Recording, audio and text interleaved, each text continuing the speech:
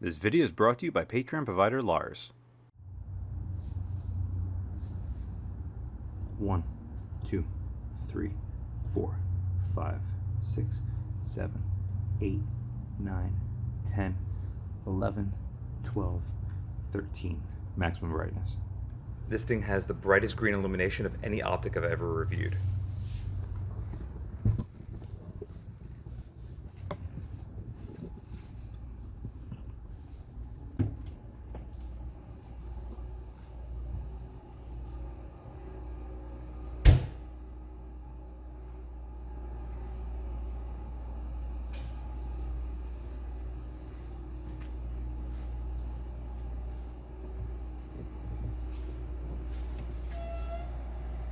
Pew pew!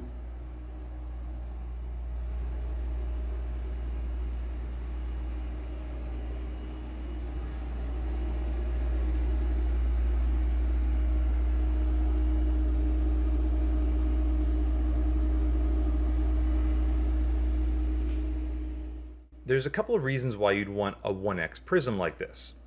For me, the first one is that you have a glass etched reticle in case the illumination dies. Pew pew pew! Beyond that, if you have an astigmatism and red dots or holographic sights usually look blurry or starbursty to you, this you can fine tune the reticle like you would any other magnified optic, so you can get it sharp to your eye no matter what the case is. And you know what? It works extremely, extremely well. It's also nice that you have very bright green illumination. You can of course get this in red, but this is what Lars had bought, and you know what? I've so far been very happy with it. Speaking of the reticle, what do we have? You have the Gen 2 ACSS Cyclops. It's got a nice chevron in the middle, which I love chevrons, and you have that nice semicircle around it. It's not too big, it's not too small. For me, I find it to be perfect, and you'll see that as we go on, it'll match up with a lot of different size targets at different distances.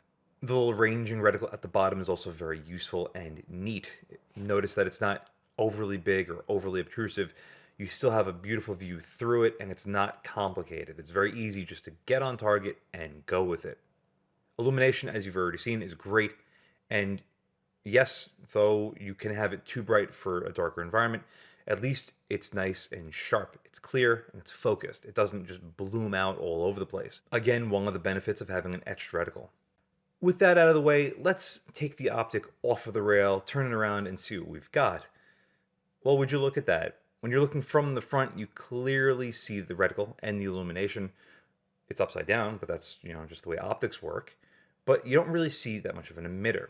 Now, granted, you can clearly see this, so if you're worried about someone being able to see your reticle, in this case, illuminated in a dark environment, it will be capable, but you'd have to be perfectly lined up behind them, or rather, in front of them. So if you're worried about that, it's something to take into consideration. Usually on red dots or holographic sights, you'll see the emitter off to the side, but it's usually very, very, very small by comparison to this. But for me, I wouldn't be overly worried about it. Continuing right along with this thing, what do we have in a brighter environment? Well, we have zero tint or color issues to the glass. We have a little distortion, which you'll be seeing a little bit more soon, but you have a beautiful, sharp image. Now, with the fast focus eyepiece on the back of this, just like in anything else, it's to adjust the reticle sharpness to your eye, not the image sharpness. There is a difference. The image sharpness would usually be fixed by a side focus or a side parallax, but with the fast focus eyepiece, it's always adjusting the reticle to be sharp to your eye, not the other way around. Illumination here on full is clearly daytime bright, and even if it's not, you still have a very useful, noticeably sized reticle that you could use. So if this thing doesn't have pure daytime bright illumination, it's not the end of the world. It's clearly bright enough to make contrast on dark environments. You could even pick it up while we're looking at clouds in the sky. So for me, it's more than bright enough for what it is. Now, I cannot vouch for the red version of this, but I'm sure it would only be even brighter. As we pass over the power lines, you can clearly see towards the top half, it does start to pull them out of alignment.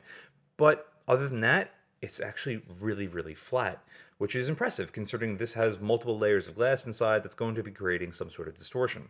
And when you factor in the price, this thing is $270 normally. On sale, you could find them for under 250 bucks. It's pretty impressive. And I say that as the illumination shuts off. Now, there's a couple things with this. The first one, I thought it was a problem with the controller or the actual optic itself. What was actually happening was the cover for the battery for, well, the cover for the battery compartment, is the same diameter as the knob itself. And as you turn it, if you don't have that thing tight, what happens is your finger grabs the cover and it loosens the cover. And it takes a little bit of pressure off the battery and then it shuts off. So that was the problem with that. A couple people said, well, this thing has auto shut off on the illumination. Maybe it's that. But this happened at about a minute and a quarter, minute and a half. And the auto shut off feature happens at about 2 minutes, which you're going to see right in a little bit. I'll show you in a couple of seconds.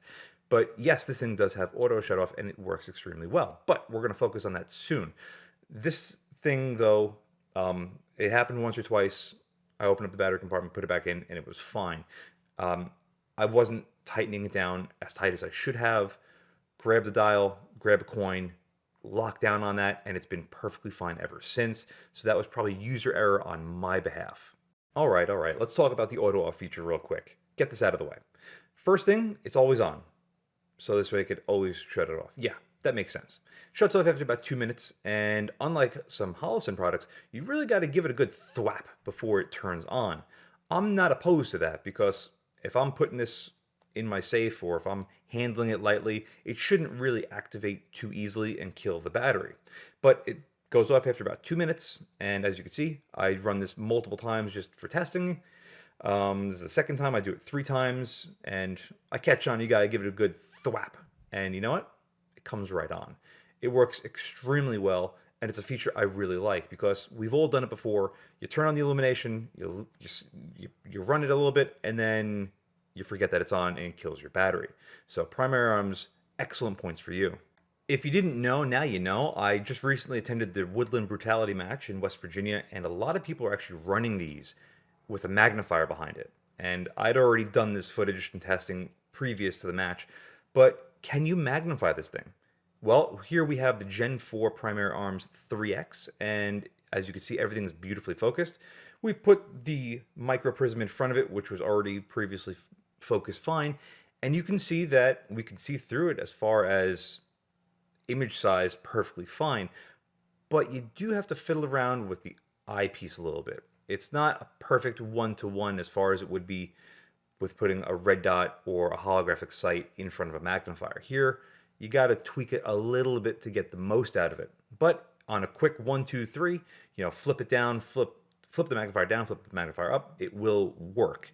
But it's not 100% fine-tuned. I'm sure if I spent a little bit more time and tweak one, tweak the other, tweak one, tweak the other, I can get it probably about 90, 95%. But if you're interested to know if this thing can get magnified, now you know. Yes, it can. The only thing you really have to worry about is keeping the MicroPrism a little bit farther forward so you can fit the magnifier behind it, because you have to have the magnifier perfect for your eye. Happily, however, the eye relief on this MicroPrism is extremely, extremely forgiving.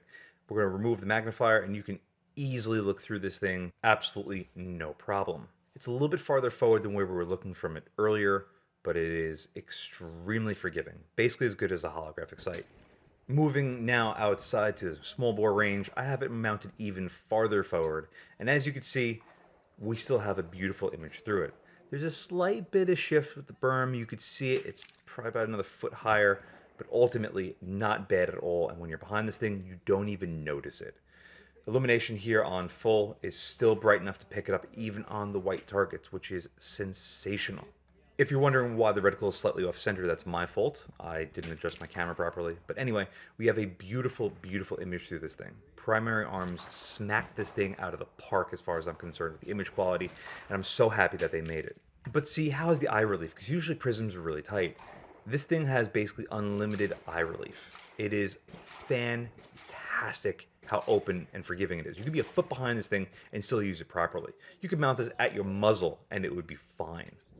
PrimaryArms really, really smacked this thing out of the park.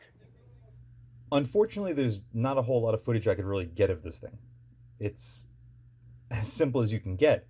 You can magnify this, which is really cool, and it just works really, really well. In fact, it works so well, and I like it so much that I told Lars, you're not getting this back, what do I owe you? And I sent him the money immediately, because this thing It's frankly awesome. The fact that PrimaryArms actually made this to begin with is stellar. But then the fact that it works so far as well as it does, like the eye relief on this thing is monumentally huge. The reticle I love. The fact that it's got an etched reticle though is just like the big one, because what happens if your illumination dies? This you buy if you have an astigmatism like myself. I'm okay with most red dots and even some hollow suns, but if you have a bad astigmatism, like everything looks like shit to you, this is why you buy this. The fact that you can magnify this, like I said, is just fantastic. Albeit, it's not ideal. You have two eyepieces that you have to focus for one another, but it's still an option. It's still viable. And you can put this thing, because the eye box, because how big the eye box is, you can put this thing as far or as close as you want and still have a beautiful image through it. Overall fit and finish is fantastic. I wouldn't change anything except for one thing. These turrets being 1 MOA per click is just way too coarse. If this is half MOA adjustability, it would be a lot better.